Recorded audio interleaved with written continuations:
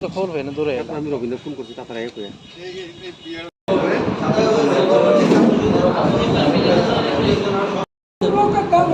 এই চুইতে তার সাথে দিয়ে দাও সাংবাদিক দাও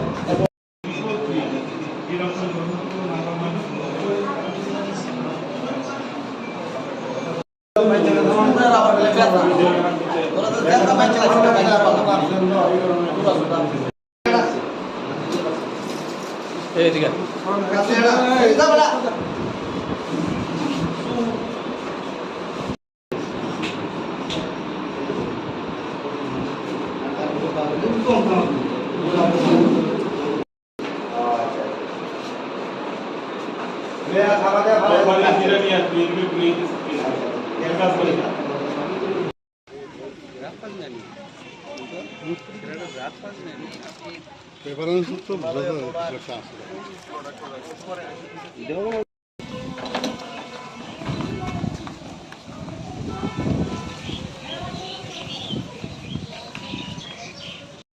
পার্সেল নিতে আসছিল যে নিয়ে সারিয়ে গেছে গা তবে জোর করবার লোকটা আমার গলা থেকে টানিয়া আনছে আমার চেইনটা আনছে আর কি।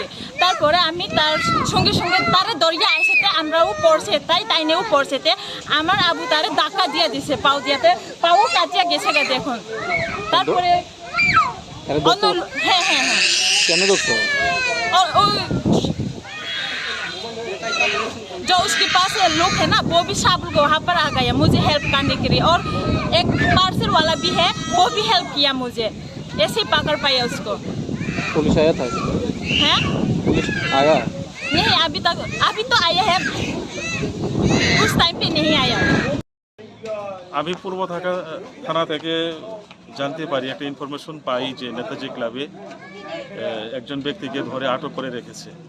সেই সংবাদের ভিত্তিতে আমার এখানে আসা এবং এসে নেতাজি ক্লাবে এসে দেখতে পাই একটি লোককে ধরে রেখেছে এবং ওখানে ক্লাব সেক্রেটারিকে জিজ্ঞেস করে জানতে পারি উনাকি একজন মহিলার গলা থেকে একটি হার টেনে নিয়েছে এবং মহিলাও তখন ওকে হাতে ধরে ওনার যে স্বর্ণালঙ্কার ছিনিয়ে নেওয়ার চেষ্টা করেছিল সেই হারটা উনি আবার ফিরিয়ে নিয়ে এসেছেন।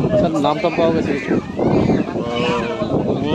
ওর নাম তো এই ডায়েরিটা লন্ড দেখি ওর নামটা তো কি এই ডায়েরিটা কার কাছে আছে? ডায়েরিটা দেন।